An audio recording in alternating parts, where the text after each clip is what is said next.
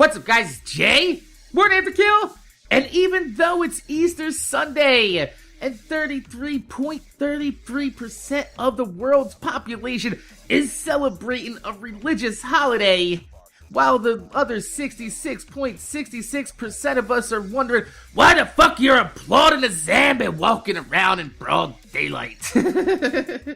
Seriously though, I want to wish all 100% of you motherfuckers out there a fine and gorgeous Sunday afternoon, whether you're celebrating the holiday or not, whatever religious denomination, walk of life you come from. It is fucking a fine and gorgeous Sunday afternoon, and it's crazy how much 1 week can make a difference. Last week, it was colder than a witch's titty and on the verge of snowing. Now, fast forward 7 days, only 7 days later, 7 days, and the weather is absolutely amazing, full swing of spring, and I'm guessing it's mood swings like this that led to nature being nicknamed Mother Nature over time. But that's enough about that. We don't want to wake the sleeping internet beast known as the Tumblr feminazi. So before we start triggering the fuck out of these bowl-cut shaved head bitches, let's get our ass into some cues for your A's. But don't forget to leave your question in the comment section down below on this video. This fucking video only. Don't know how many times I've had to say it. I've said it many and plenty of fucking times. If it ain't on this video, it ain't got a chance of being answered. So, I mean, you go ahead and give yourself a accidental shot in the thigh by asking the question on another video, but don't come crying to me when it doesn't get bit. Just saying. So, the first cue for that A is from Zach Woodruff, who wants to know if it's hard. Oh yeah. He wants to know if it's hard to keep all of my subscribers entertained when most of them come from multiple different games. Damn it, Zach. This is the first question of the day. Why are you asking all the hard questions this morning? Is it hard to keep all of my subs entertained? Well, if I take your question literally, is it hard to keep all of my subs entertained? Yes, it is fucking almost impossible, because I have 300,000 subscribers, give or take a few thousand here and there, that I've amassed over the amount of 5 years on YouTube. And a lot of these subs come from all different games that I've played over the years. And a lot of them haven't watched my shit in years. So, in that regard, yeah, it's pretty hard to make content that everyone is going to enjoy, because my entire channel was built between multiple communities over a span of time. And very rarely can a YouTube channel transition to the point to where they go over 100,000 subscribers and still get like a 50% to 75% return rate on their videos. The bigger channels that you see out there that are amassing those types of views, those are anomalies, okay? But that's alright. It's all about knowing your place in life. And you know, even though I've gone over 100,000 subscribers, I know and I'm okay with the fact that I'll forever be a B-list YouTuber getting, 10 to 20,000 views per video max. Just based on the fact that I don't play YouTube by the same rules that other YouTubers do. I don't put out scripted, clickbait, generic, oh, look at me, overreact to situations that don't need to be overreacted to while making stupid faces on camera that I'm not even playing, but I'm overlaying it on my video like I'm actually playing, catering to the lowest common denominator. That is not me. It's not me at all, but I'm okay with that. So when you get past the point to where you're okay where you are, and you just make videos that you think that your current viewer base will enjoy, you'll be better off, I stopped trying to actively grow my channel a long time ago. And instead, now I just focus on trying to entertain as many as people that enjoy my style of content as possible.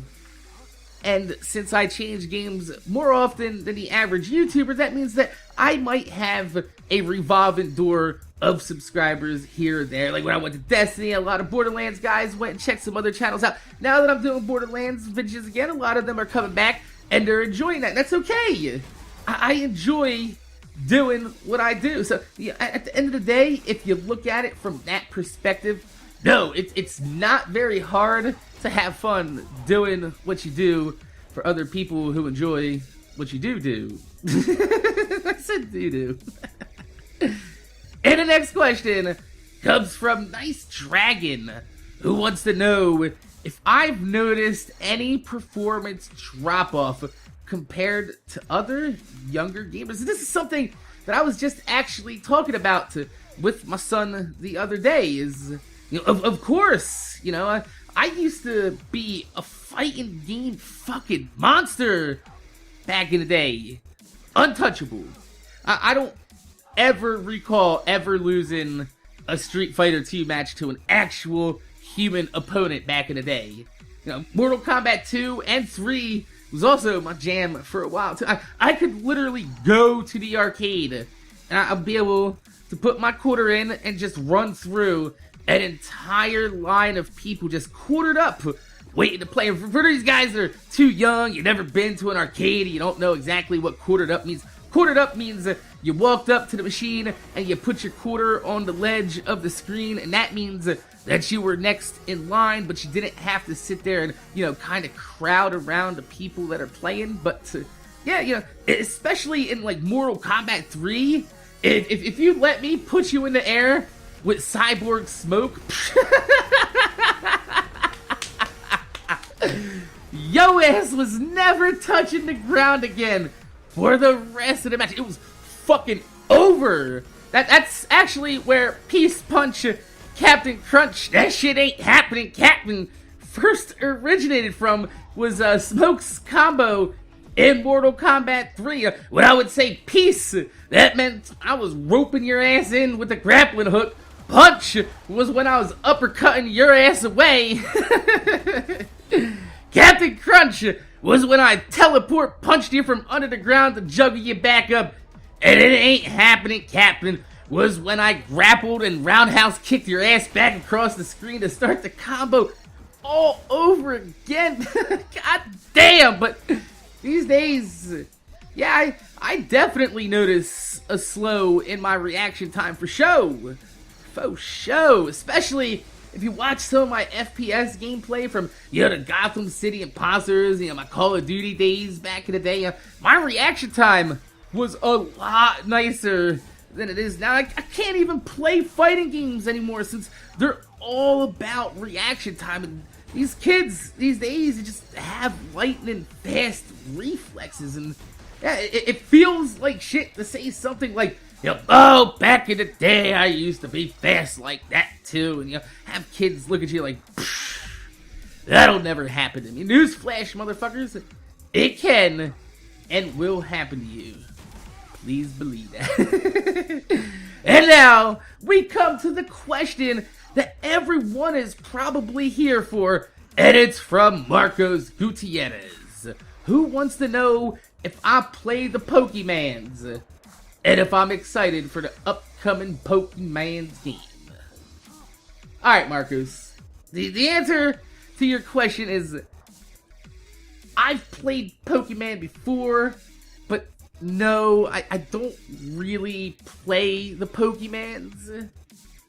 I haven't really ever been into the whole, Pokemon thing, especially since you gotta figure when the whole monster in my pocket thing hit, it was like, what was that, like late 90s at that point in my life. I was like 16, 17 years old. I already moved out of my mom's house like 2 years before that. I was bouncing around from friend's house to friend's house. I worked a part-time job at Burger King while still going to school. I mean, shit, even that summer I ended up going to summer school and night school, regular school, and I worked a job just to be able to get school done and over with. Since I had some extra credits from taking high school classes during my middle school years, I was only a few short of graduating. I definitely did not feel like going to a full year of school just to take 2 classes worth of credits.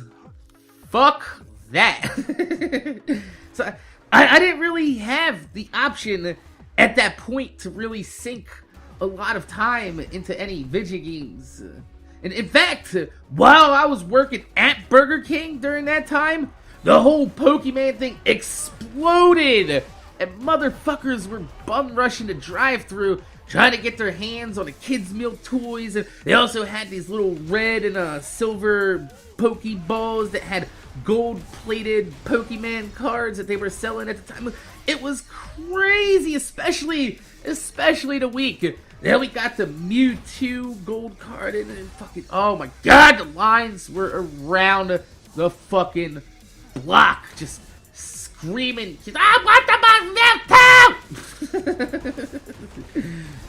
You don't shut up, you ain't getting your Mewtwo! I'll put this shit into the fryer, motherfucker. But, like I said, I did actually get to play the game later on in my life when I got a few extra bucks and I picked up a cheap toaster-sized green blob screen Game Boy.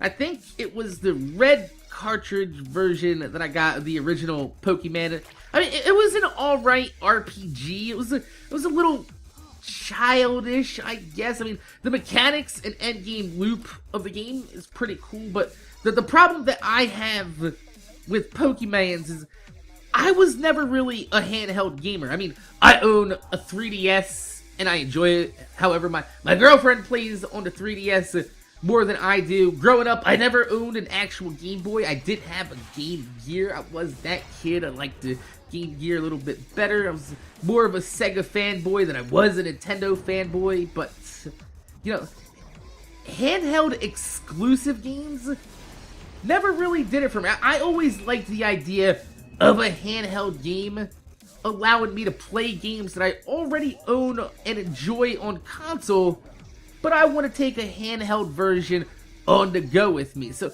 unless Nintendo makes, you know, a fully 3D third-person open-world multiplayer Pokemon game on consoles, I don't really think I'm gonna go out of my way to play a game that I'm not very interested on a console that I have no desire to play a game full-time on. You feel me? I think you do.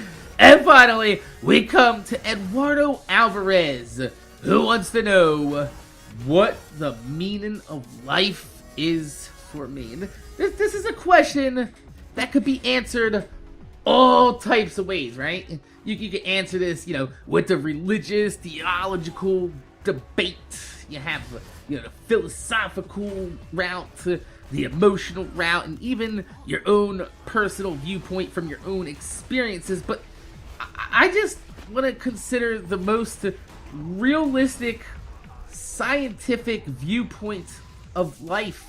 And, you know, it's one that when I share this opinion with people, they have a real hard time coming to terms with what I say.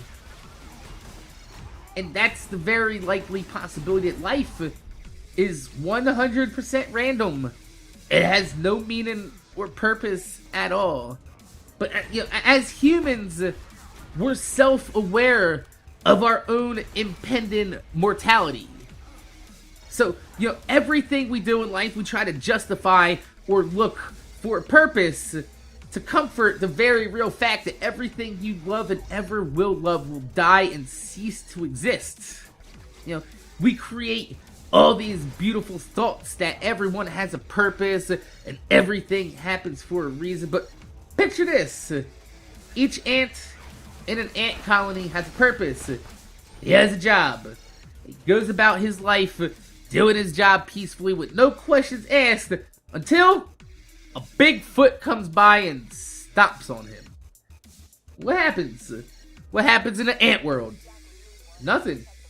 Another ant picks up the slack where his was lost, and the colony goes on. And even if you look at the ape that was taught sign language when they were asking the ape what happens, when gorillas or apes die, the gorilla signed back, comfortable hole.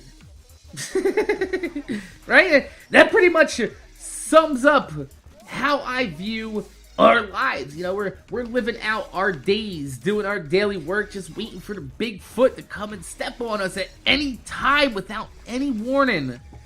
And once it does, life will move on without you.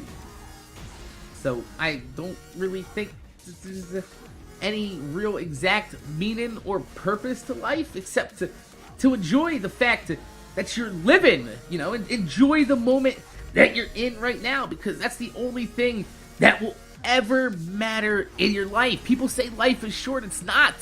Life is the longest thing that you're ever gonna fucking do. But if you don't enjoy the moment that you're in here right now, then once the here is gone, the now becomes then, and then yo ass is just when. So, my name is Jay. MorninAfterKill. I want to thank you guys for watching. Make sure you guys rate, comment, subscribe. If you could leave a thumbs up on the video, I'd highly appreciate it, because it gives me motivation to make more videos for you motherfuckers to watch my motherfucking videos. Don't forget to leave a question in the comment section down below for next week's Q&A.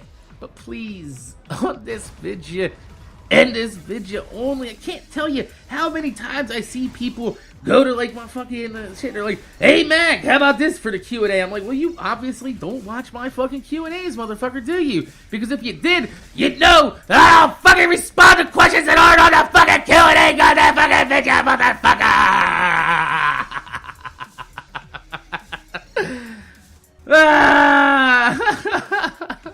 Just, how hard is it to be like, oh, I have a question for his Q&A. Let me go to the Q&A and leave it there. It's not that hard at all. So, my name's Jay. MorninAfterKill. Thanks for watching. And I'm going to see you guys later.